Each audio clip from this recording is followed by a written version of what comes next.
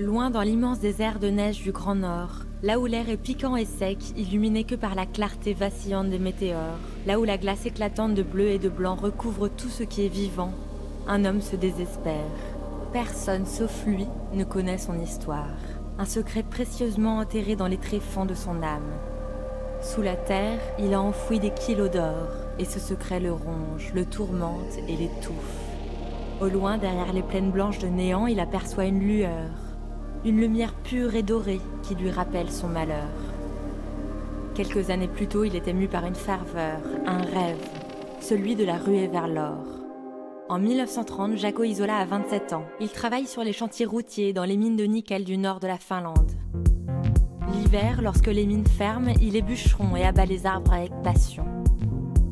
Une rumeur se met à courir. Les roches Lapone renfermeraient un métal précieux. Alors, gagné par l'exaltation, Jaakko se joint à l'élan ardent. Il se mêle à l'éblouissante effusion.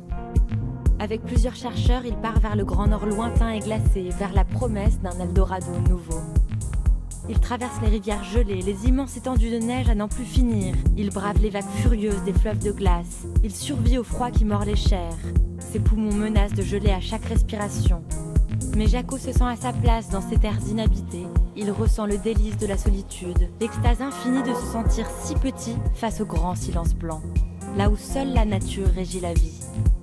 Jours après jours, guidé uniquement par la lueur vive de la lune, il recherche le métal précieux, allume de grands feux pour dégeler les sols glacés, creuse la roche à coups de pioche. Il lave et tamise la terre.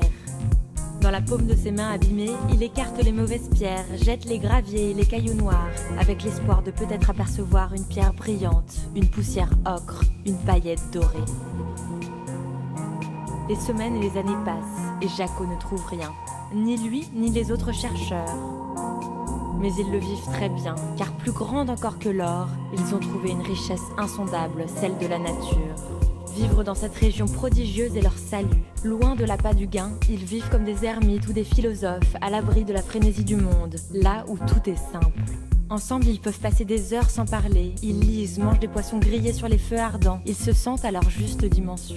Le soir, sous le toit de leur cabane, ils se racontent des histoires folles qui les emportent dans des songes lointains. En 1950, le groupe d'orfèvres se désintègre. Chacun rentre chez soi, sauf Jaakko Isola. Lui qui est tombé à vie amoureux de la Laponie se construit une cabane au bord de la rivière Miesijoki. Il vit seul au rythme de la nature, entouré de rennes, d'ours bruns et de renards. Il les aime comme sa propre famille. Un jour, alors qu'il creuse la roche, il aperçoit entre les vieilles pierres une lueur éclatante. Entre ses doigts, sous les poussières de pierre, apparaît une pépite. Le vieux bûcheron n'arrive pas à y croire, il vacille. Il reprend sa pioche, creuse encore, et l'or apparaît, toujours plus luisant, éblouissant. Jaakko fourre dans ses poches les poussières dorées, rentre dans sa cabane, et dans l'obscurité de sa maison de bois, il verse le contenu de ses poches sur du papier blanc. Le cœur battant, il dépose le métal sur sa balance rouillée, retient sa respiration. Le lendemain, il trouve de nouvelles pépites. Semaines après semaines, il accumule les grammes d'or. Chaque soir, il pèse encore et encore son trésor pour s'assurer qu'il n'a pas rêvé. 17 kilos d'or, c'est ce qu'il a trouvé. Son quotidien paisible se transforme en un enfer de tourments. Sa bénédiction devient son malheur, sa chance sa malédiction. Lui qui était si heureux dans les vastes plaines vides, si paisible en vivant de rien, se retrouve soudain avec trop d'argent entre les mains. Que faire de cet or? L'idée de la richesse le dévore, son calme intérieur lumineux est troublé par ce butin faramineux. Alors Jaakko se met à creuser de nouveau, sans relâche, mais cette fois pour se débarrasser de son trésor. Il laboure la neige, entaille les rochers, creuse des trous profonds et y jette tout son or. À grands coups de pelle et de pioche, il referme la terre sur son métal précieux. Il enfouit sa fortune profondément sous la surface du globe. Enfin, il peut reprendre sa vie tranquille, allégé du poids qui l'opprimait. L'hiver, il traverse la frontière suédoise pour obtenir du beurre, de la viande en conserve, du pain bon marché. Le soir, il contemple les étoiles qui brillent d'un éclat pur dans le firmament. Et peu à peu, il oublie là où il a caché son or. Au début de l'automne, en septembre 1978, il s'éteint dans sa cabane.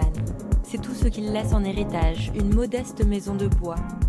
Après sa mort, on entend parler de son secret. Au début des années 1980, de nouveaux prospecteurs partent sur les traces du vieux bûcheron. Avec l'espoir de retrouver l'or caché, ils retournent la terre, creusent partout dans la région. Mais rien nulle part, impossible de mettre la main sur le butin. La légende raconte qu'un renne blanc veille précieusement sur ce trésor.